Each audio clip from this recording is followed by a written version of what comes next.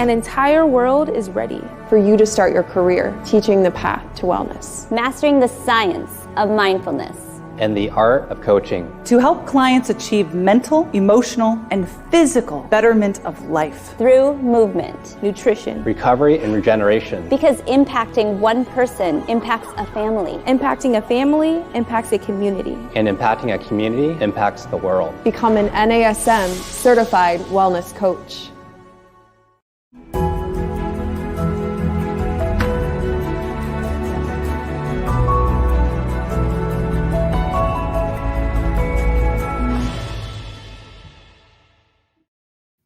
Hey everyone, welcome to our Strong Mind, Strong Body podcast.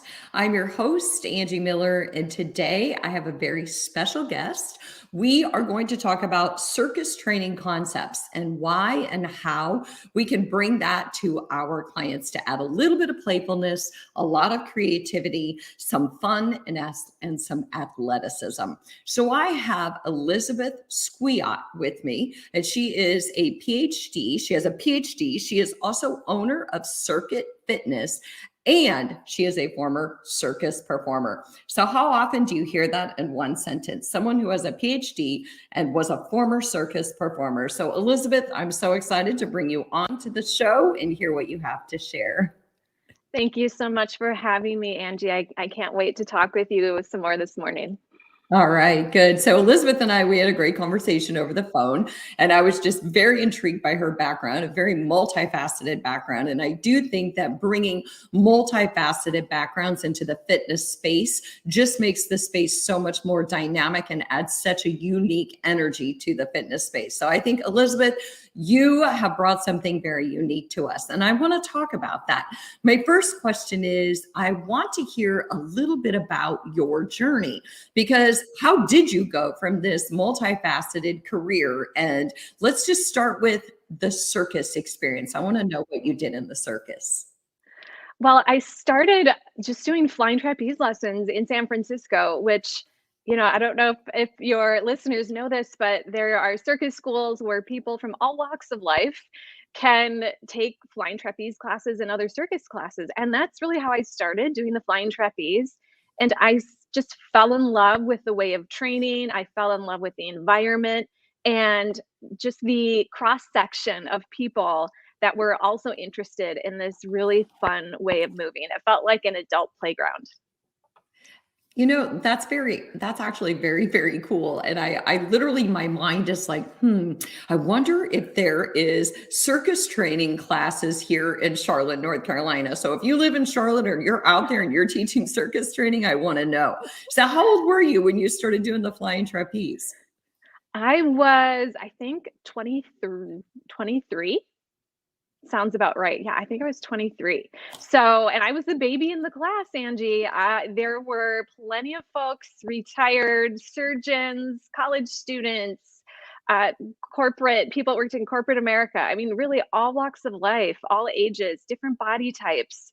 And we were all kind of, running our own race, but doing it as a team. So it was just really a great experience. We were all challenging ourselves in new ways, and we're there for different reasons, but also the same.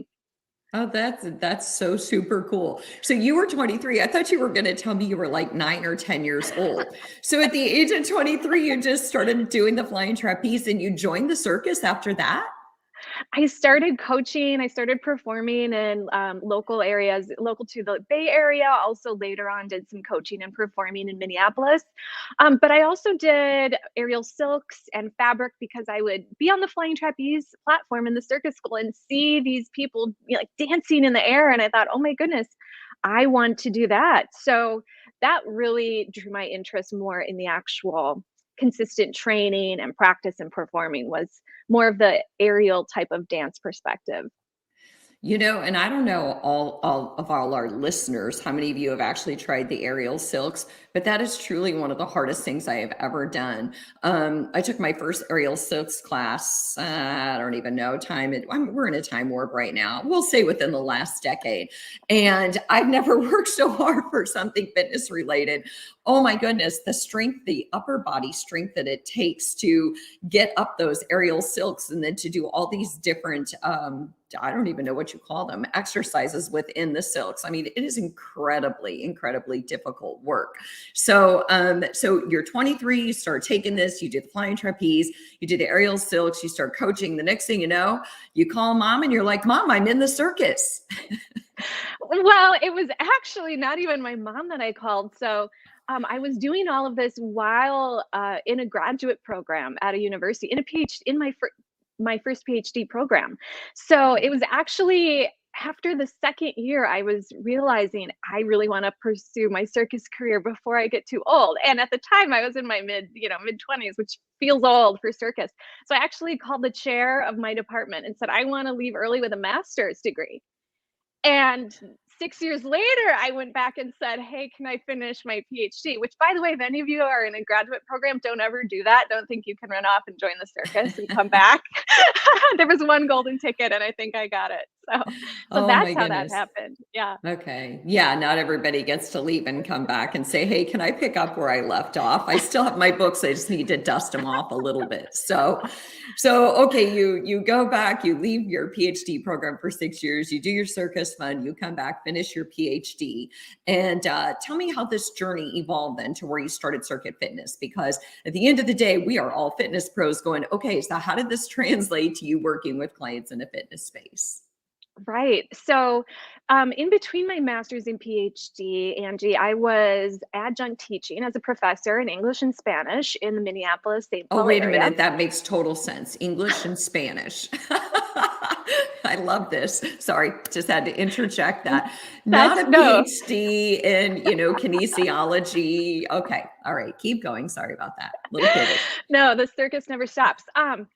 So I was teaching and, I don't know if your listeners are aware, but adjunct professors really don't make a lot of money. So to supplement my income, I got trained in Pilates. I became certified in Pilates, became a personal trainer, and I just naturally started blending kind of traditional Pilates moves, traditional fitness moves, and integrated them with my fitness training in the circus and started developing these hybrid ways of moving. And that's really how it got started.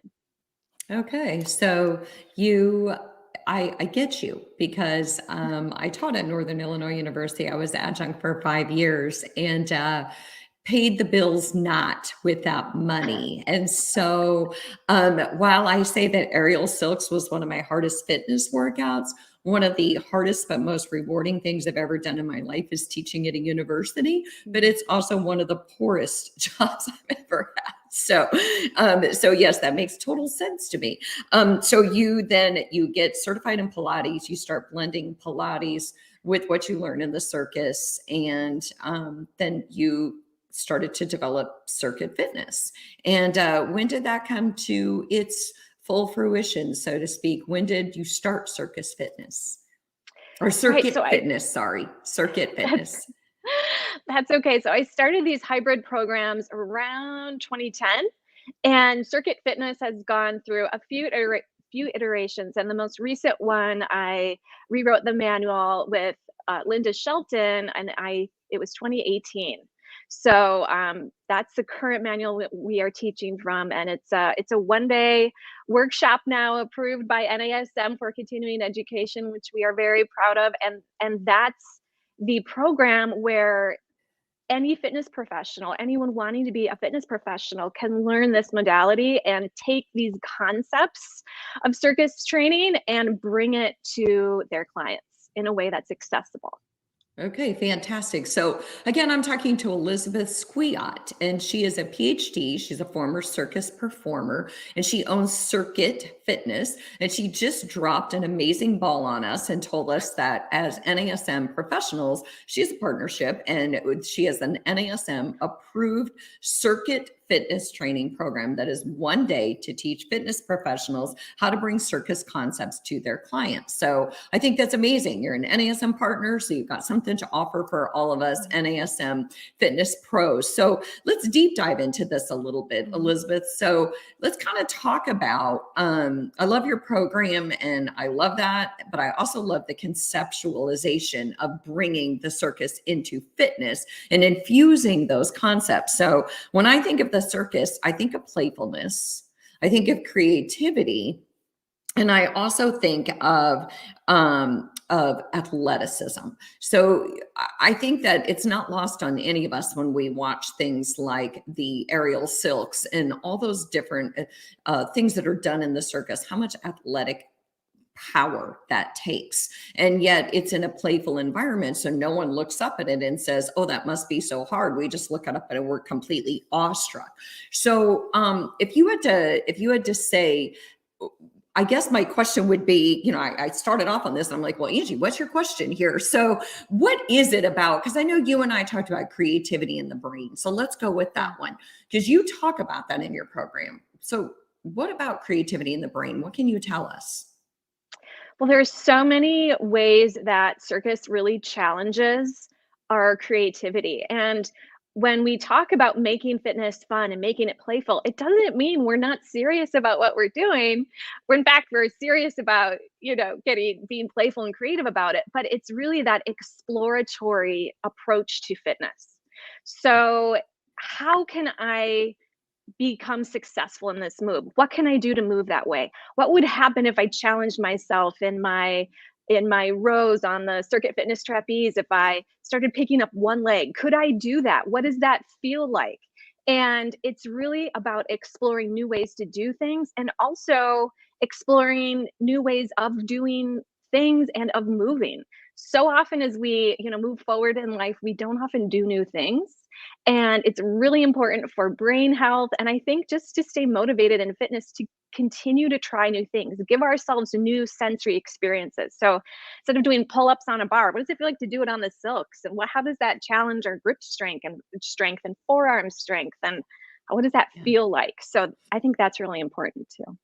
And I really appreciate you saving me on that question, because I couldn't quite get to it, but I think that you hit it spot on. It's exploring our body. It's exploring our physicality, exploring our emotional connection to movement.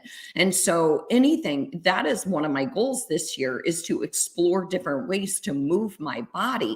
I don't want to keep doing the same thing over and over again. I love to swing kettlebells.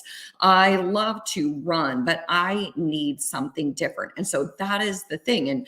And you just tapped onto it, is that exploring different ways of moving our body means that we are exploring different ways of challenging our brain. So our brain really adapts to creative processes, and it keeps those, that neuroplasticity very healthy, right? So I think that's vital. Were you going to say something else to that? Well, absolutely. And in fact, if people are interested later, I'm happy to share some peer-reviewed research that shows how doing physical activity that challenges our coordination is actually really good for our brains. And we do incorporate some moves that challenge coordination in the Cirque-It Fitness workout. So, even if you're not training a client in Cirque-It Fitness, I encourage you to start to bring in some new moves to challenge clients' coordination in safe ways. And that can kind of bring in that exploratory perspective and playfulness into your sessions in a really positive way. Yeah. So it's not just the exploratory process. It's also in that creativity in the brain. I think it's also the playfulness. And I think that that's what really intrigues me about Cirque-It Fitness training, is that we sometimes lose sight of that playfulness. We sometimes lose sight of the fun in fitness. And I do think that that's why people love working on in groups. I think that's why people love group fitness, because that's the energy and the playfulness. You get to have camaraderie and companionship with other people. So when I look at Cirque-It Fitness, I also think about that playfulness. So you were going to talk about that, kind of that playfulness in the brain and the creativity in the brain, and tell us a little bit about that. Well, going back to your great question earlier about how I got started in circus, Angie, when I found that circus center where I could do flying trapeze, I was really excited to go.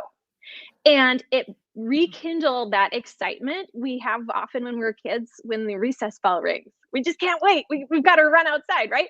And I think it's really important to find that as an adult to get excited about movement and what makes us excited to work out, whether it's friendships, whether it's working out in groups, doing new things, all of the above. I think that's so important to make it playful. Even if we're training for a marathon, which can be very redundant and repetitive, how can we make that playful? Can we join a running club? Can we play with our paces in the race? What can we bring in some races in between? Can we connect with people online? Anything to bring that engagement and social interaction will help make it more fun, and that will keep us consistent and motivated to continue. Yeah, I agree with that. It's funny because even I ran a turkey trot at Thanksgiving and people were dressed up. Some were wearing little, turkey costumes. But anytime I run a race, it's not just the energy of that race. It's also the fact that there's a lot of playfulness. There's a lot of playfulness to doing event types of fitness. And that's why I think that when somebody says we're going to do yoga in the park, it's like an event. It's like a party, and it adds an element of playfulness, and it's also creativity.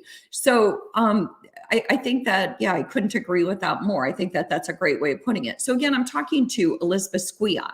Elizabeth has a PhD, and she is also owner of Cirque-It Fitness, and she is a former circus performer. So we're talking about not just Elizabeth's program, which trains you in circuit style fitness, where you can bring these concepts to your clients, but we're also talking about what is the goal of bringing the circus to your clients, and how can we do this? And what about creativity and playfulness? Elizabeth, one of the things I was thinking is even just bringing in a hula hoop, right? There are hula hoop classes, but handing our clients a hula hoop and having them try hula-ing, is that the word? It's creative, it's challenging, it's fun, right? So what are some other easy to bring in implements that are almost like the circus that don't really cost us much? I'm thinking the hula hoop. Yeah. Well, honestly, if there's a safe way for someone to hold an isometric position and start to do some one hand or two hand juggling to challenge coordination, that could be really fun. Even if it's with something simple like, you can use hacky sacks, you can use little scarves to do that. But also, do things in new ways, move across the floor in new ways.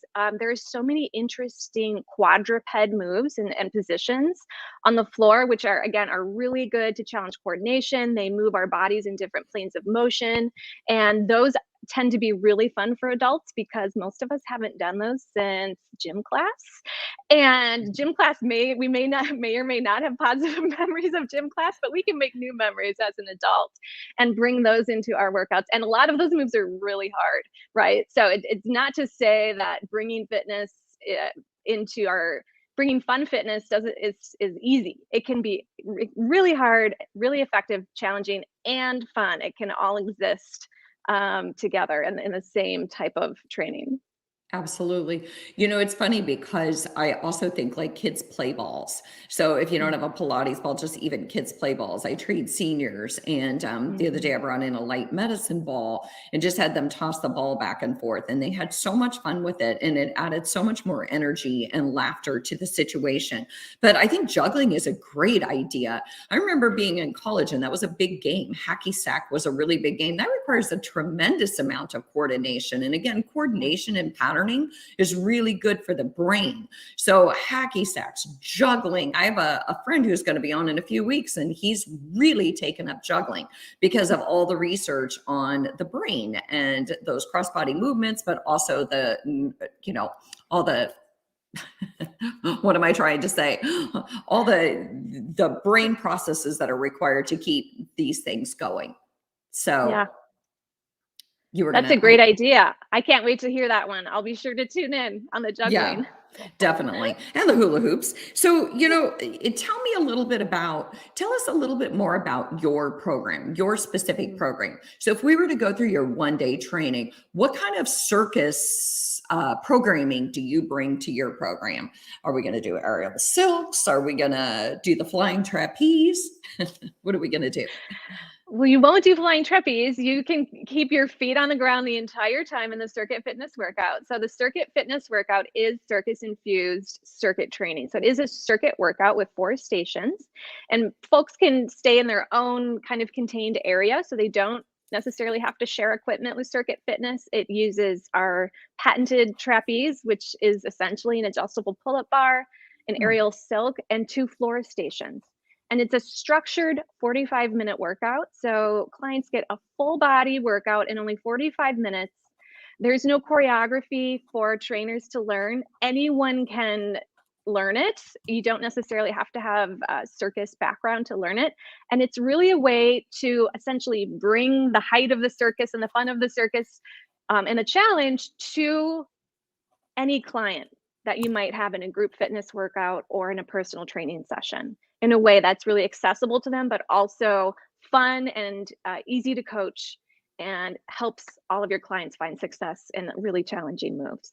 Okay. So it's like a circus in a box. So you've got this pull-up bar that is patented by you. It's like a adjustable pull-up bar, you said. Yeah. And but they can keep their feet on the floor if they need to. But I would imagine that really, really trains for upper body strength and core strength. And then they can also do the Ariel Silks, and then you've got the 2 floor stations. What I like about your program is that doing Ariel Silks for a full 45 minutes and nothing else is exhausting. Doing pull-ups for 45 minutes. Well, I don't know about the rest of you out there, but I couldn't do that. And so you're mixing it up, and you've also got the 2 floor stations. So that's a very cool program. I like that. So what about ages? All ages? Do you feel like it caters to everyone? I've had anyone from tweens in Cirque-It Fitness to, I want to say, late 70s, early 80s in a class, and everyone in between. And again, it's really adaptable to different fitness levels. So I've had, professional circus performers in class with, kind of your everyday person that's just working out to stay fit. And they are both doing the same moves, but they're doing different versions of them. So they're challenged, but just at different, we might say, challenge levels in that workout. Right. One thing I was thinking about is, because you were a circus performer and you are trained in Pilates, the question that I really want to ask you about is, because I think this happens a lot with trainers, because we are a multifaceted industry. Like I said, people are coming in from all different spaces in life, where they might have been formerly in business or what have you. And they might be really strong, really athletic, and really good at stuff. And then all of a sudden they become a trainer and recognize that you could be really good at something, and it doesn't mean you're great at teaching it. And I think that is a huge nuance. As a coach and as a fitness trainer, we have to be able to coach and teach people to be successful. It doesn't matter how good we are at something. And so you obviously are a circus performer. So what can you tell us about being able to teach something to someone when you are so good at it? Well, what's interesting, it's funny, I was thinking about this after we talked the first time, Angie, was I realized I coached aerial and flying trapeze before Pilates and personal training. And coaching aerial and flying trapeze is very different. You have to be very quick. You have to be really clear in your cues. There's no fluff. You have to be direct. You have to be supportive, because safety and strength and all of those things matter in a way that they don't matter in other areas. And so that directness and clarity really found its way into the Cirque-It Fitness program, because in that workshop, we also have an entire section that's devoted to how to cue the workout in a way that really makes sure people feel special. They feel like they're getting a personal training session, even though it's small group, but they also get the benefit of all of the different movements, and they actually are learning. So it really feels more like a team practice rather than a group fitness, and to really draw that athleticism out of folks and make sure that, you have that focused, meaningful cueing going on in all of your sessions. Oh, that's good. I'm going to ask you a little bit about that cueing, but I do like that when you talked about how when you're really good at something, how do you teach it? And the thing that you said is just that you already had that skill and expertise at coaching before you even got good at it. And so I do think that that's something for trainers to consider, is maybe reflect back from an empathic standpoint when you first started doing something, and think about being a beginner in an activity, because remember, being good at something and teaching something are two totally different things. And so I think, you mentioned being very direct, being very quick. And it's interesting because where I really learned, where I think I became a really sound cuer, was I taught step for years. I taught step when it was a wood box with carpeting. This is why I have no knees anymore. But that is where I became an expert cuer, because you have to definitely cue before they do. You have to be right on top of it. You always have to know what you're doing. You have to be quick. You have to be very concise. Like you said, no fluffy words, because people need to get where they're going, and you need to be on top of your game or they're going to get injured. And I think it's that way with kettlebell training, lots of different training. So Elizabeth, let's go into some of those concepts that you teach your coaches about cueing, how to make this not just Cirque-It Fitness, but to make it an experience. Give us one of those concepts that you think is essential. Well, one of these is really simple, almost too simple, Angie. But there's a template in the manual that we share with our folks that take our workshop, and it has a space for writing everyone's preferred name, how they like to be addressed, and a way to remember that. And this was inspired when I took a group fitness class and someone asked me, "Oh, Elizabeth, do you go by Liz?" I said, "No, I prefer Elizabeth." And what did she call me the entire class? Liz. And it was driving me a little crazy. So it's really important for people to hear their name, because we don't often hear that in everyday life. And it helps them feel we get that attention, and it reinforces our individuality. So it might sound really simple, but honestly, anyone listening, start incorporating some of that into your interactions with folks. Talk to people in a way where you actually use their preferred name now and then, and they will really appreciate it, even if they're not conscious of it. I have to tell you, I think that knowing someone's name is one of the greatest ways to connect with that person. Do you know how good it feels when you haven't seen someone for 6 months, 6 years, and they remember your name? Or how good does it feel when you pass them in the hallway and they say your name, or you walk into a party and they say your name, or you get on a Zoom meeting, which is our life, and they say your name? In my counseling master's program, I remember we took turns presenting on different topics, and one of the counselors spoke about the power of a name and what that means to us, our name that was given to us at birth, and how important it is, because we feel like people value us when they remember our name. So I'm talking to Elizabeth Skwiot. She owns Cirque-It Fitness, and she has a PhD, and she also is a former circus performer. So right now we're talking about not just how to infuse circus training fun into working with clients, but we're talking about how to cue and create experiences when we're working with clients. And one of them is the power of learning people's names, whether it's one-on-one or in a small group. So what's another cueing concept that you think is super important and transferable no matter what we're coaching our clients? Right. Another one I would say is to give positive feedback. And this doesn't always mean, this isn't a vague good job. It means affirming something that they're doing, or being directive towards what your client should do and not what they shouldn't do. So instead of saying, don't be so high in your lunge, you might give someone's name and say, Angie, I'm liking the range of motion in your lunges. Because now I'm I used your name. I was very specific in my cue. And by saying it aloud, I'm not only confirming to you, valuing your effort in the workout, but other people are hearing it. So they're also thinking, oh, I should pay attention to my range of motion. So that's a meaningful cue that's specific about what I'm looking for and not what not to do, if that makes sense. So that's another really good thing. So think of ways as you're scanning a room, what do you want to see? And actually be really specific in those cues that you're directing toward your clients. I think that that is a really powerful one, Elizabeth. And I taught a workshop at Optima called Solution Focused Fitness. And I talked about those being very solution focused, focusing on what's working versus what's not working. And if we want to focus on what's working, we have to really capitalize off of what is working. And we get caught up in cueing the negative. Okay, put your shoulders down. Okay, tighten your core.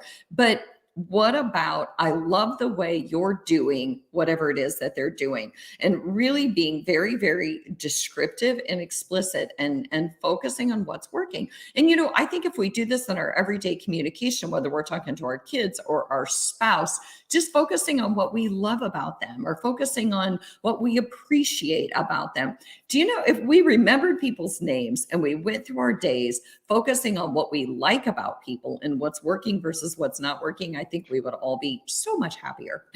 So, yeah. I love that, Angie. I'm going to take that with me through the rest of today. I appreciate you sharing that and affirming that. Yeah, for sure. You know, we're good at doing that with our pets. I'm so good at telling my kitty Louie and my puppy Bodie what they're doing well, but I don't know if I'm really as good at it as telling my spouse. So I'm going to have to work on that too.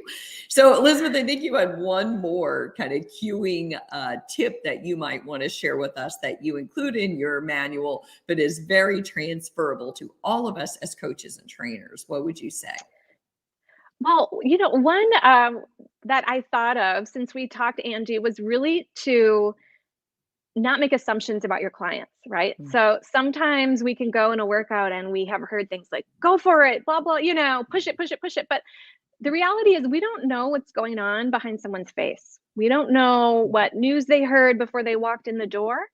We don't know what they're going home to afterwards. So I think it's just really important to not make assumptions and to offer choices to our clients. So instead of saying, push it, push it, push it, we might say, go for a level 7 at this station, you know, assuming that we've done some education what that level 7 means, right? Because we all know, as people that work out a lot, if we are stressed, if we're sleep deprived, you know, it can be a hard day to work out, right? So that level 7 or level 5 can change from day to day. So I think it's just really meeting the clients where they're at, giving them those choices, and you know, encouraging them to make the best choice for each movement, station, et cetera, et cetera.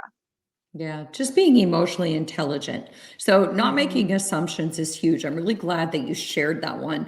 I think back to my days when I lived in Arizona, and I remember one day walking into the gym, and I've told this story before, and one of my regulars who always took my step class was standing outside, and she looked broken. I could see it from all the way across the parking lot. She just looked broken. And she was eating a banana more from like, I should eat this than it feels good to eat this. Like I need something in my stomach. And I walked up and I said, how are you? And she said, my husband told me last night that he's leaving. We are getting a divorce. And she held it together. And I said, you know, I praised her for coming to class. Obviously, that's not going to be the day that I'm going to push her and get in her face and say, come on, let's go. I think that we have to pay attention to people's body language, pay attention to the fact that there's a lot going on in the world right now. There's a lot of heavy stuff. So like you said, don't make assumptions. Maybe one day there's 7. Feels like a 15, and maybe one day their 7 feels like a 2. It's all they've got. So Elizabeth, I want to just, you know, kind of close this out by you and I doing a quick summary. So again, I'm talking to Elizabeth Skwiot, and she owns Cirque-It Fitness. And I wanted to have her on because I think January is a perfect time to be thinking about, how do I make fitness fun for my clients? People are really going through it right now. The pandemic is still going on. It's difficult to stay motivated personally, let alone to motivate our clients. So what about creativity and playfulness? And what about the athleticism of a circuit? How do we bring that into our clients? And Elizabeth has a great program that you could go through, but even if you didn't, creativity in the brain is important. And Elizabeth, what I heard you say was try to do, even if it's the same thing, do it differently. Right. So if I want to swing kettlebells 2 days a week, fine. But then what about trying something different? What about exploring? Elizabeth, you used the word exploring what my brain can do, my body can do, exploring the emotional connection to my movements. What else could sum all this up that you and I talked about, kind of just in summary, bringing circus to our clients? Well, actually something you just said about putting thinking about what we're doing and being present with that. And that's something that I think is so important in the circus. For circus, it's safety. If I'm, when my first performance was 30 feet in the air and my brain had to be, that where my feet were because my feet weren't on the ground, but my brain had to be in my body, completely present, right?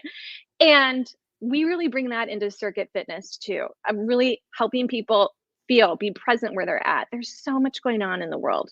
All of those problems and issues will be out there when we're done with our workout. So I think also really helping people be present where they're at, be present in their bodies, be with the people they're with, and getting the most out of that session. That can also, it's mindfulness. It's another way of training mindfulness, right? And that can only support our health, all facets of our health outside of the gym too. Absolutely. And the thing is that if we're in that exploratory process, if we're doing different things, my brain is going to be on fire. I am going to be present and in the moment, because if I'm doing something I haven't done before, I have to be fully present. I can't just go through the motions. And I think that's another key concept. Even if you don't bring circus training to your clients, what can you do to help them explore their body? And what can you do to help them be fully present? And in order to do that, I think that we need to keep throwing new stimuli at them. Even if it's the same tool and the same exercise, what can we do to make it look or feel different for their body? So I'm glad you brought that up. Thank you for addressing that, because safety is key. And the more present we are in our training sessions, the safer we're going to be. 100%. And safety keeps us healthy, and healthy keeps us consistent. And progress happens with consistency, right? So it all is forward movement. Absolutely. So Elizabeth, before we go, how can they get a hold of you if they are interested in going through your program and doing circuit style training and going through your 1-day program? How can they learn more about the importance of learning names and coaching and doing the flying trapeze? Oh, wait, you don't do that, but you do that part. Right. So probably a really easy way is to go to our website, circuitfitness.com. You can also call or text us at 833-2-CIRC, 833-224-7783. I will mention that we are also an NASM academic partner. So if folks are interested in getting another NASM certification, CPT, corrective exercise, all of those things, they can also get that through our academy, whether or not they take the Circuit Fitness workshop. We'd love to support them in that. So we have also, of course, our NASM approved for continuing ed workshop, Circuit Fitness. And again, 833-2-CIRC or circuitfitness.com. Okay, cool. You know what? Thanks so much, Elizabeth. Thanks for joining us. I hope that all of you, I hope this brought a little bit of playfulness. Last week, we talked about going to the beach and teaching on the beach. This week, we're talking about circus. So I really want to add some fun to fitness. And I want to get all of you trainers motivated, because, man, it's hard to keep ourselves motivated. Let's work on ways to keep those clients motivated. So to all of you listening, our NASM and APA family, thank you. And we will see you next week.